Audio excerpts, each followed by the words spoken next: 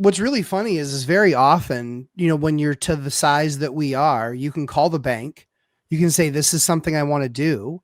How would you like to lever these other assets that are already on the balance sheet? Mm-hmm. And we can go from 50% LTV to 70% LTV, but I want to do that 20% jump in a HELOC type of approach. Right. Like there's all sorts of different ways to do that. That's why that relationship and not just broker banging is important, is because we can pick up that phone and we can have that bank conversation. According to JP Morgan, real estate is on the cusp of a super cycle. According to JP Morgan, this might be something we haven't seen since the Great Recession. If you got in and you made the right investments in that environment, you did really, really well. You're Mike Zuber. You're this guy. I had a good time. But yeah, the real estate super cycle is here. I think it is in a different asset class. And the good news is the three amigos have frankly been right for a couple of years, and we're right again. Dion talked about a crash video. I think it was like 6 months ago. And he's right. That's exactly where the crash is and where the opportunity is. So we'll go to Dion first, since you brought this topic to us. What do you think? Real estate super cycle on the cusp? So I brought this to you guys because I have a weird sense of humor, and I see nothing but humor in this. So JP Morgan, huge business, lots of real estate, a lot of more smart people than I am. So for the last 5+ years, the crash bros have been screaming, there's a crash coming. It's in prices. It'll be 20% in 2 months or whatever. Video after video after video. So we've made many videos. For a few years, we were the anti-crash bros. There is no crash coming. Then we realized, well, hang on. The crash is here. It's happening. It's in transactions, not price. Here's the proof. Here's the data. So we go based on what we can prove, not what we're going to guesstimate 2 years from now. Not what we feel. Right. So people were saying, wait for the crash so that you can buy. This information coming from JP Morgan assumes the crash happened. It did.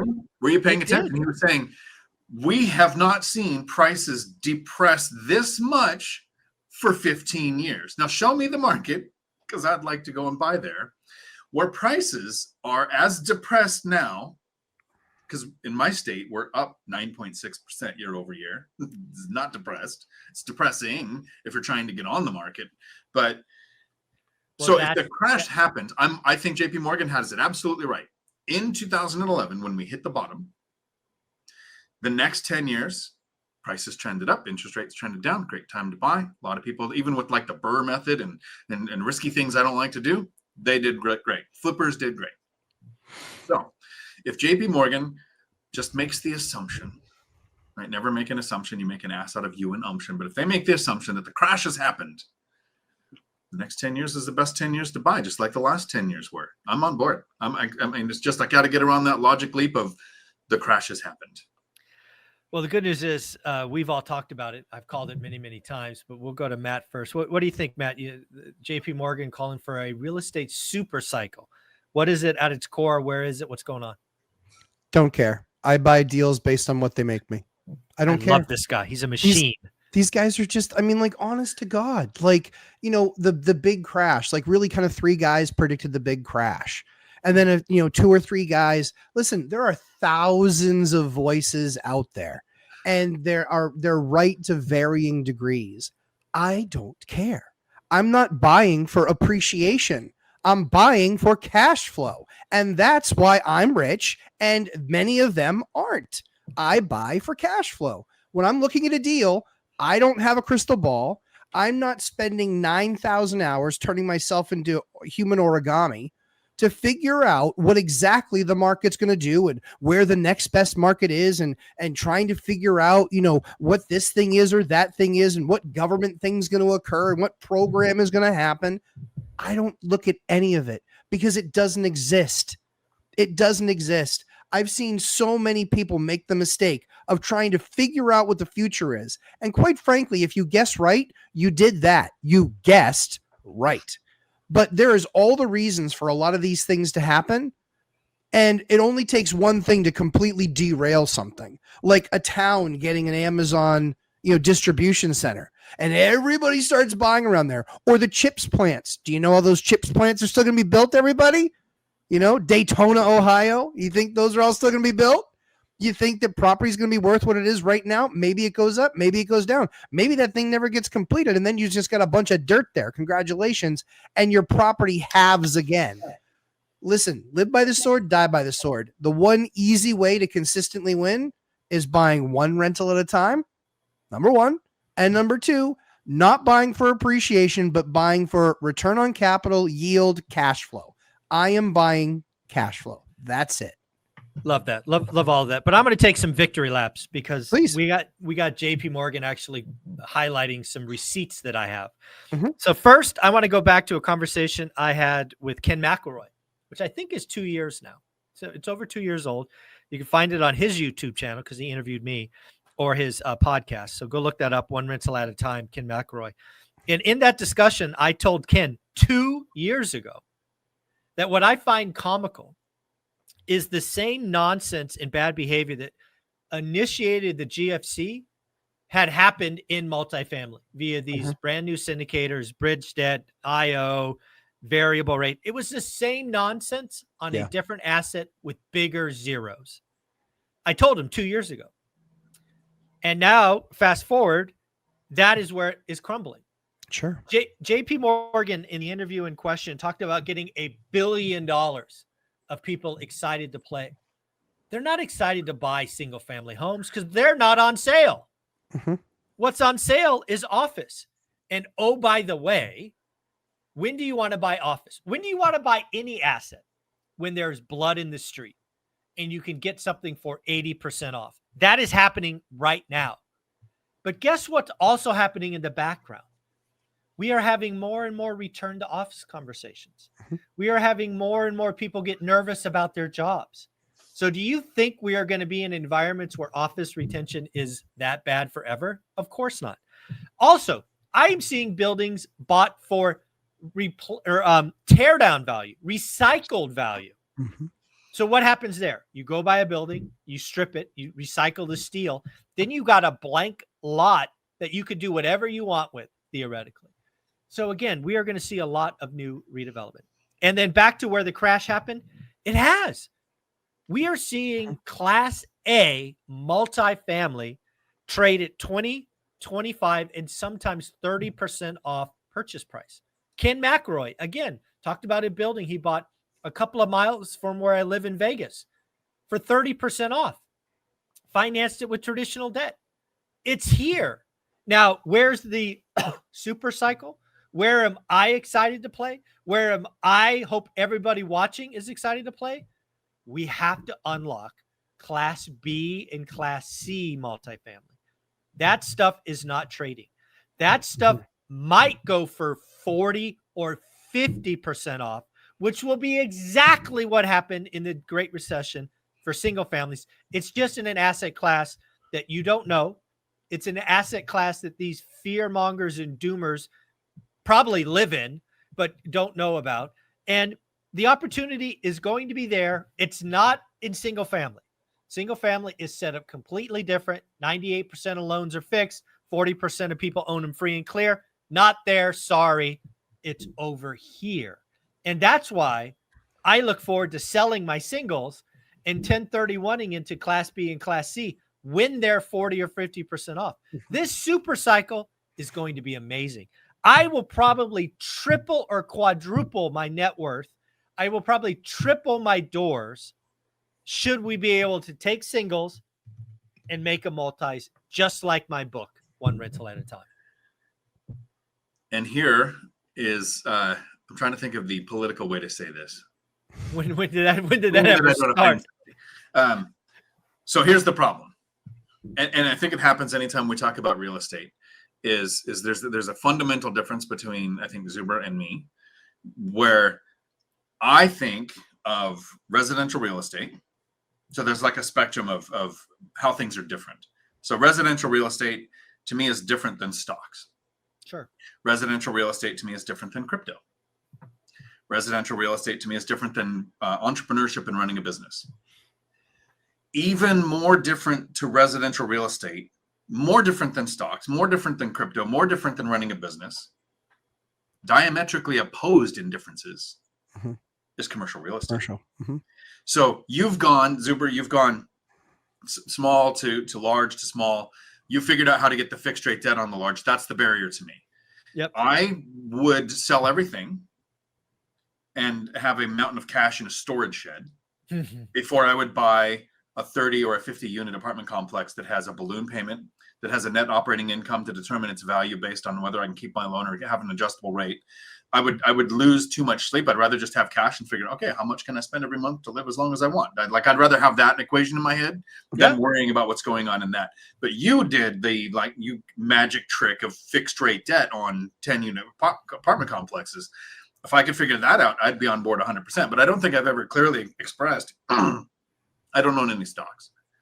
I'm more likely to own stocks than a 50 unit apartment. Well, good news is I know a guy that can give you 30-year fixed rate debt on 10, 20 unit buildings. That's a very simple phone call to make. I know a guy. But yeah, that is the secret sauce. But let me be very clear. If I can get, Matt, if you could sell a house and get a 30 unit building, even if you had 5-year debt, but if you're buying it at 50% off, I don't care. who cares? Yeah, who cares? I prefer to have 10-year debt, but if all I can get is 5, fine. Well, what's really funny is very often, when you're to the size that we are, you can call the bank. You can say, this is something I want to do. How would you like to lever these other assets that are already on the balance sheet? Mm-hmm. And we can go from 50% LTV to 70% LTV, but I want to do that 20% jump in a HELOC type of approach. Right. Like there's all sorts of different ways to do that. That's why that relationship and not just broker banging is important, is because we can pick up that phone and we can have that bank conversation. I can do that with 3 banks. I'm ready with those 3 banks to literally be having the conversation. I've already said, hey, there's going to be that day that I'm going to call, and I'm going to call, and this is what I'm going to ask for. I'm going to ask for you to lever some of those existing assets, put some more debt on them, and then that will allow me to acquire this other asset for pennies on the dollar. So that's the first thing. The second thing that I think is really interesting is, Mike, have you put through, so I know we just watched that clip. Mm-hmm. Have you thought about the number that he used? The 1 billion? Yeah. That's not that much real estate. Well, that's one firm, one fund. Right. So I have some guys on Wall Street that reach out to me, thanks to Taylor. And there's hundreds of billions of dollars that are getting pretty excited. That makes sense, right? But what he also did was sized his firm's correct piece of that pie. Because $1 billion, guys, is not that much money. No. Not when it comes to commercial real estate. No. A transaction very often will be 50, 75, or $100 million. Easy. For a big multifamily. So you're talking about all over the country. You're talking about them maybe participating in 10 or 15 deals. Maybe. Yeah. Maybe. Not that big. So, but to that end, the fact that there's even inflow there. And like you said, all the street is talking about it. They're all looking at it. There's a ton of wealthy individuals and funds that have money sitting there. And while BlackRock might not think that single family maybe makes sense, and they've rolled some of that stuff back, everybody does know what makes sense is the fact that there is a housing crisis, that there's not enough of it, and people are still building multifamilies like they're going out of style. Yeah. So again, a little insight into Wall Street. You know what part of the market Wall Street is even more excited about than potentially buying, office and all of that, like we just talked about? You guys know what they're most excited about? Buying debt. They're buying debt. They're actually buying debt on buildings at somewhere between 60 and 67 cents a dollar. So they're getting it pre-foreclosure. Yeah. They're just stepping into the place. So there's a lot of money. This isn't being talked about anywhere, but there's a lot of people, they call them debt funds. There's a lot of debt funds actively evaluating. I've talked to a couple of guys in the last 48 hours, that are looking at entire tapes, they call them, right? Entire tapes. And they're looking to buy the debt and step into place. And that might be, to be clear, let's be clear. These guys aren't coming in, to be, rainbows and unicorn. No. They're coming in to fucking cut the head off of the operator and get a discount. That's what they're doing. Yeah, exactly. They're giving them the shame on you. You're an idiot. And P.S. we're still going to bail you out. Here's 65 cents on the dollar. You're welcome. Yeah. They're going to probably go in. So this is how it's going to, I don't know this for sure, but there's a bank that has the debt that they need to strengthen their balance sheet. They don't want to go through a foreclosure, mark to market. They'll sell the debt to so-and-so. so-and-so is going to go to the operator, go, hey, oh, by the way, we've got the debt, send your payments here, blah, blah, blah. And then like 2 months later, they're going to come in and go something like, hey, I see that your debt covenants are out of whack. I see that you're this. I see that you're that. You owe us $50 million cash in refi, or we're taking you to foreclosure. Yep. That's what's going to happen. I agree with you. I think the other piece that's going to, so for people who don't know what that is, they can basically put you in technical default. Yep. And when the bank puts you in that technical default, what they also do is that there is part of your covenant in your mortgage is that if they put you in technical default, very often there's a kicker to that. So there is your 8.5%, right? Your mortgage rate. You're not making your nut as it is. They put you in technical default and it just went to 11.5. And then when it goes to 11.5, what is the purpose of that? The purpose of that is they don't want you to keep the property. The purpose of that is they want to get you out. And they're like, hey, listen, you weren't making your payments at 8.5. Now you're not making your payments at 11.5. And now it's stacking even faster and even harder. And that's one of the things that I think a lot of people don't understand how the debt market works on commercial real estate is the fact that they have those covenants in there for a reason. Yeah, no, and again, if we play this out a decade, I think JP Morgan's right. This could be a super cycle. And I said this 4 years ago. I'll be really clear. One of my I think it's actually still my most watched video on my channel is basically San Francisco is going to die or whatever, yep. right? Whatever that is. Mm-hmm. I said in that video, there will be someone eventually who makes $1 billion buying San Francisco real estate. We're getting really close to that. Oh, absolutely. That's going to happen. Yeah, absolutely. That's going to happen. Yeah, for sure. I think there's so much real estate out there that has bad debt on it that is now right. That has bad debt on it. And it's now technically not performing. And that's where it's very, very different on the commercial side of the house is that technical debt and not, and technical default and it not performing. Yeah. It's a slippery slope. Dion, I think this guy's right. We're on the cusp of a super cycle, not in single family, but it still will be amazing. Well, I think that's the challenge is throughout all the years where the crash bros are screaming, there's a crash. We talked often about that's not what tells you when to buy, right? Even if you knew a crash was coming, you still buy a great deal that cash flows today, benefit from the crash and however you could. Two things that tell you when to buy are not prices. They're not rates. They're not rents. They're not predictions of the cycle. So a presumed crash coming doesn't say to buy, and a presumed super cycle doesn't say to buy. Anybody who's telling you to wait to buy should be blocked, and anybody who's telling you to rush to buy should be blocked. Yes. Those two things have nothing to do with real estate cycle or the prices or rates or rents. Yeah. Dion, where can they find you? They can find me right here on YouTube, Dion Talk Financial Freedom, where every Tuesday I do a live stream at 4 p.m. Pacific where I answer all of the questions and explain things like, what are the two things that tell you when to buy? Matt, closing thoughts, where they find you? Yeah, I mean, Thursday, 9 p.m. is when we start to get down and dirty and talk about how to manage your 9 p.m. Eastern. 9 p.m. Eastern time, yes. I'm not like these guys on the West Coast, the left coast. So 9 p.m. Eastern time, and we just talk about really how to manage contractors. If you're a self-manager, how you need to know how the pricing and how it works and to work with contractors and code enforcement. And if you're not, if you have a property manager, guess what? You need to know how to manage them and not get ripped off. That's one of the things I've seen more than ever in the last year is the number of people getting ripped off by their property managers because they don't know and they don't know how to manage them. So it's one of those things that is my endeavor for 2025 is to help people with property managers understand what they're charging and what their actual costs are, because I've got bad news. In all likelihood, they are making far more on your property that you have all the risk on than you are. It does happen. Guys, you're amazing. Thank you for being here. Thanks, Mike.